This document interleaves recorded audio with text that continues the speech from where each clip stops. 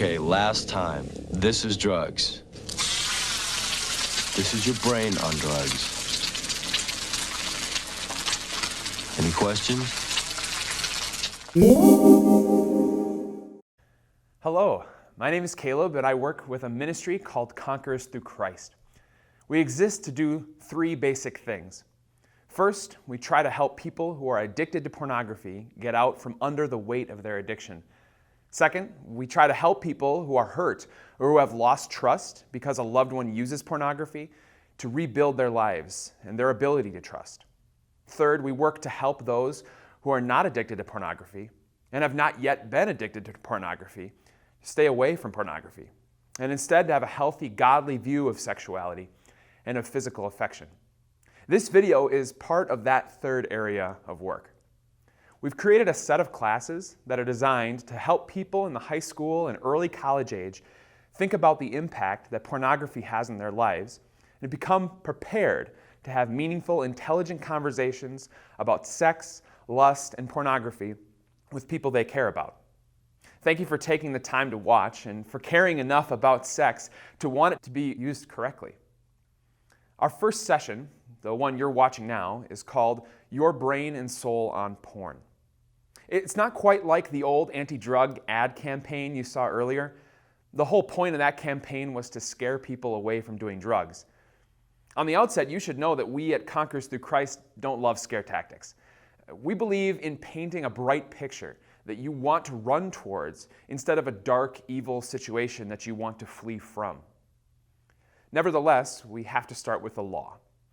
The fact of the matter is that pornography has a negative effect on the brain and on the soul. And this negative effect is almost definitely worse than you've ever considered. First of all, the brain. Pornography actually makes you stupid. See, your brain is a system of pathways. And just like a pathway on a hiking trail, the more often it's used, the easier the path becomes to travel down the next time. When a person uses and looks at pornographic images in order to experience and feel pleasure, the brain makes a pathway that connects those pornographic images to pleasure. But just like a pathway down a hiking trail, if you only use one trail, the other trails start to become overgrown and impassable.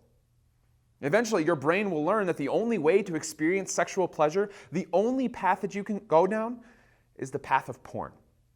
This leads, particularly men, to struggle to experience sexual pleasure in other ways. Realize what this means. Porn use hurts your ability to experience that for which sex was invented, a relationship between two people. Think about where you put your toothbrush. It's very likely that your toothbrush is in basically the same place right now as it was yesterday at this time, and as it was in the day before that, and as it is at this time. We tend to create a habit around the ritual of brushing teeth that involves putting the toothpaste and the toothbrush in the same basic place. Same thing happens for those who go to church. If you go to a church that has hymnals in the pew, you have a habit of closing that hymnal and setting it down in the hymnal rack. You don't even think about doing it. It's just something you do. When we repeatedly use pornography as a means of feeling pleasure, it's very natural for our brain to develop a habit.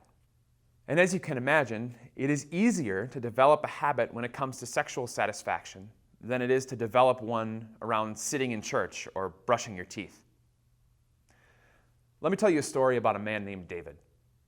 David started using pornography in his teenage years, and he eventually met a beautiful woman named Genevieve. When they got married the first time they went to have sex, David was unable to perform because he was only able to perform with pornography.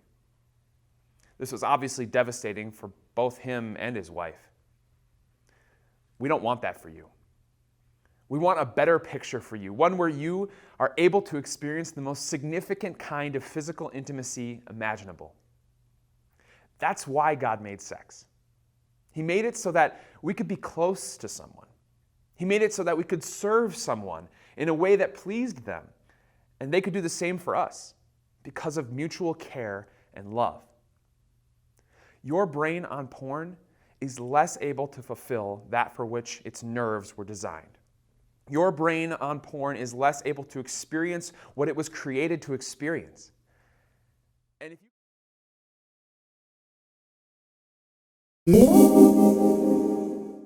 if you can agree that pornography has a strong effect on the brain, you're going to be devastated by the effect that it has on the soul. See, the human soul is a fragile thing. If it were not for the work of God by the Holy Spirit on the soul, it would be a wreck. If it were not for the work Christ had done for the soul, there would be no hope. See, pornography does the opposite of what the Holy Spirit and Jesus do for the soul, because pornography is sinful. It can only be sinful because it can only be selfish. But you weren't created to be selfish. The Bible tells you to love God and love other people more than yourself. You were designed to live in relationship with God and in relationship with other people. Pornography does the opposite. Instead of connecting you in relationships to other people, pornography and self-sexual satisfaction isolate you. Pornography keeps you from connecting with someone else. Now, a quick aside here. Sometimes people ask if it's okay for couples to use pornography together. And I get that. There's a spirit to that question that's headed down a correct path, but it's still wrong. And here's why. Pornography doesn't just isolate you from the rest of the world. It also isolates you from the actors in the videos or in the magazine from where people are watching them.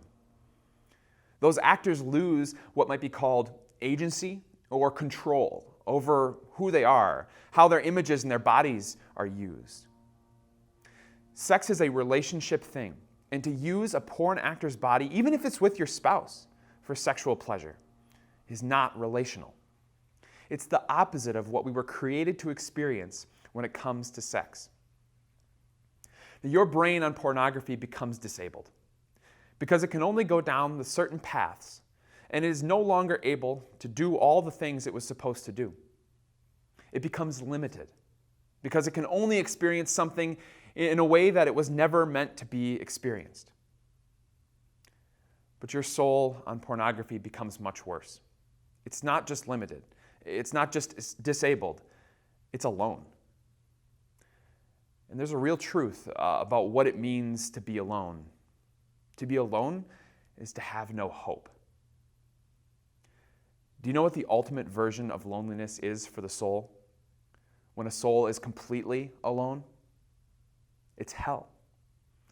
Pornography puts your soul into a living hell right now, a place where it is separate from God, and it's separate from others, and it's separate from meaning. The good news is that unlike the eternal post-death version of hell, pornography's version of hell doesn't have to last forever.